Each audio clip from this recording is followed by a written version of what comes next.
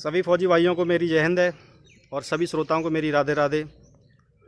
Title देख के आप समझ ही चुके हो कि मैं किस टॉपिक पर बात करने वाला हूं, लेकिन उससे पहले एक ज़रूरी सूचना आप लोगों को देता चलूं कि जो इस चैनल का नाम पहले पायल यादव यूपी था, जिसको हमारे नाल वादक सुखवीर चलाते थे, वो अब भी चला रहे हैं, आगे भी चलाएँगे।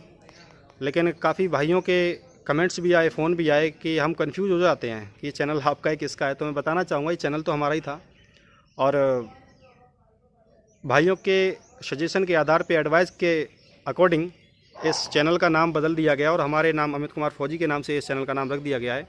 तो आगे से आप लोग पायल यादव यूपी न सर्च करके अमित कुमार फौजी के नाम से आप सर्च करें, चैनल मिलेगा। और जो भाई इस वीडियो को नहीं देख रहे, जो लोग, कृपया करके उन तक भी ये जानकारी अवश्य पहुँचाएँ।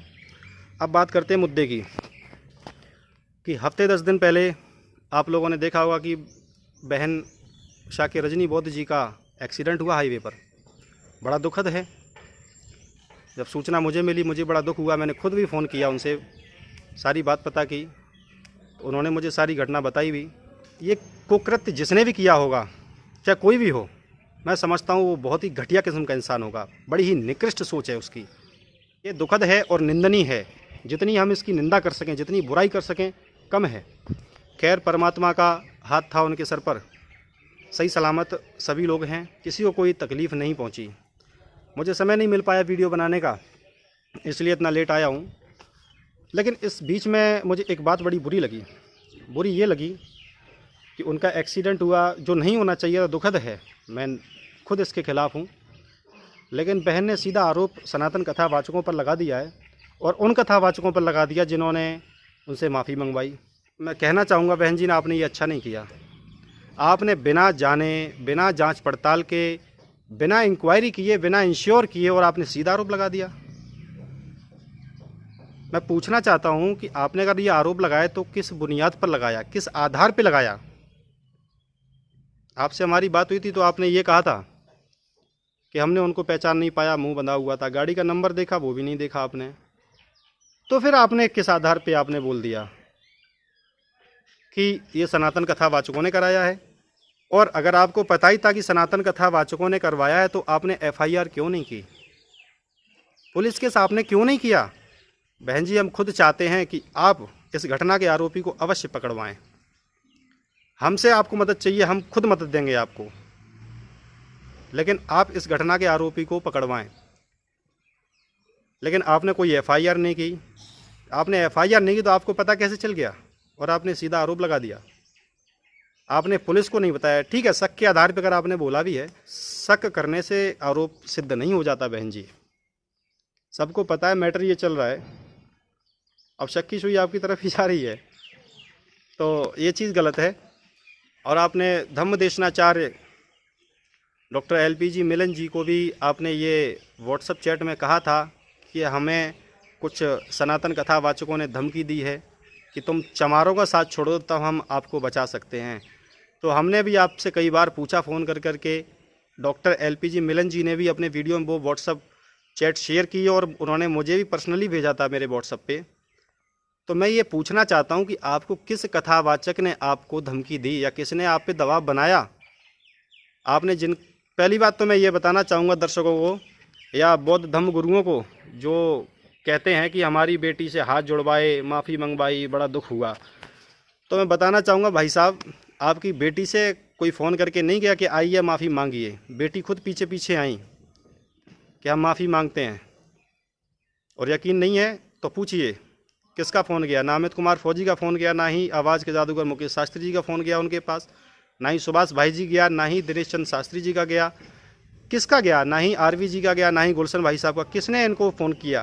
क्या किसने दबाव बनाया? उस व्यक्ति का नाम बताएं। नहीं बताया। मैं तो कई बार पूछ चुका हूँ। और जब दबाव नहीं बनाया, किसी ने प्रेशराइज नहीं किया, तो आप ये चीज़ें यूट्यूब पर झूठ क्यों बोल रही हैं? जनता के बीच में अपना झूठ क्यों बेच रही हैं? बस छोटा सा पब्लिक अटेंशन लेने के लिए। ये बड़ी ही घटिया सोच है। क्या सोच के आपने बोली ये बात मुझे नहीं पता, लेकिन बड़ा ही निंदनीय है। बहन जी, आपको ऐसा नहीं करना चाहिए था। और सबसे हैरत की बात तो ये है कि आपके ऊपर इतना बड़ा जानलेवा हमला हो गया और कोई पुलिस कार्रवाई नहीं की। क्यों? क्योंकि हम खुद चाहते हैं वो आरोपी पकड़ा जाए जिसने आपके ऊपर जानलेवा हमला किया है, ताकि दोबारा भविष्य में वो किसी और के साथ ऐसा ना करे। इसलिए हम चाहते हैं उस पर कानूनी कार्रवाई करें आप।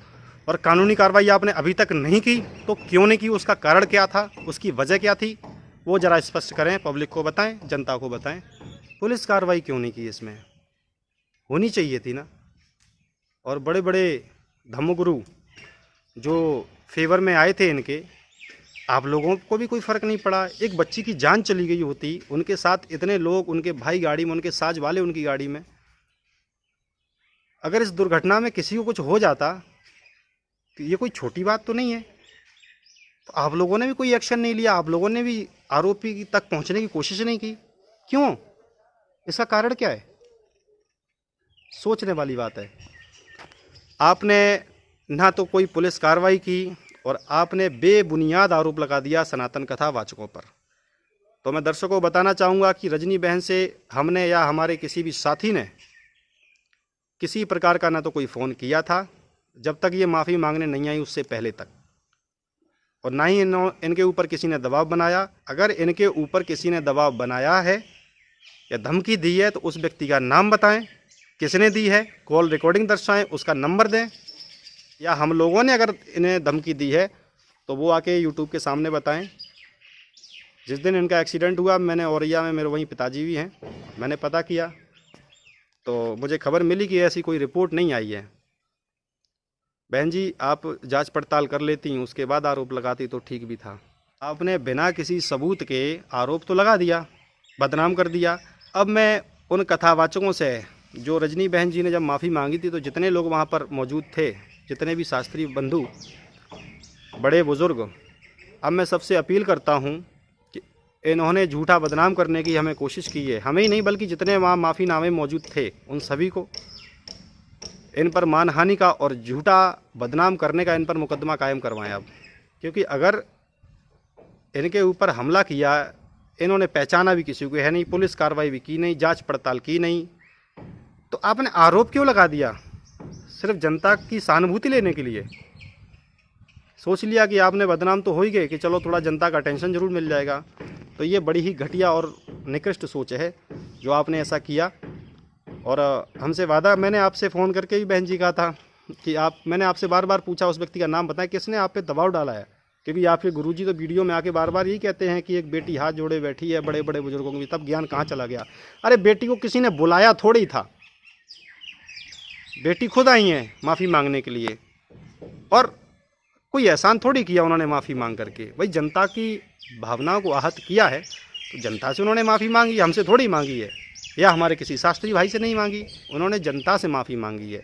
और नहीं भी मांगती, जो वहाँ मौजूद थे उनको पता है, हमने भी ये बात बहन जी से स्पष्ट कहा था कि नहीं मांगना है मत मांगिए, भाई कोई ज़बरदस्ती थोड़ी है, वो तो आपकी जनता है। आप जनता को कैसे कन्वेंस करते हो ये तो आपका सिर दर्द है, ये मेरा नहीं है। आपने गाली की है तो आप माफ़ी मांगोगे।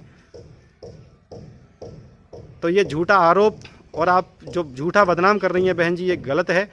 हम चाहते हैं, ये मेरा प्रश्न है आपसे, आप सोशल मीडिया पे आकर के बताएं कि आप पर किस शास्त्री ने दबाव बनाया, किसने आपको धमकी दी कि आप चमारों का साथ छोड़ दो तब हम कुछ करेंगे, वगैरह वगैरह जो भी है।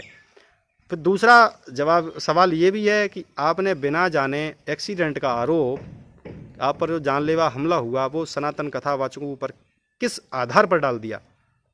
कोई पुलिस कार्रवाई नहीं करवाई या कोई और सबूत नहीं है आपके पास? मकसद क्या है इसका? बहन जी, हम साफ शब्दों में आपसे प्रश्न करते हैं और हम चाहते हैं कि इसका जवाब आप यूट्यूब पर सारी जनता को दें। यदि आप इन सवालों के जवाब दे सकती हैं तो अवश्य दें आकर यूट्यूब पर, क्योंकि छोटी छोटी बातें आप यूट्यूब पर दे सकती हैं। तो मेरे सवालों का जवाब आप अवश्य दें, हम आपके जवाबों का इंतज़ार करेंगे। इसी के साथ सभी भाइयों से हम विदा लेना चाहेंगे। जय हिंद, जय श्री कृष्ण।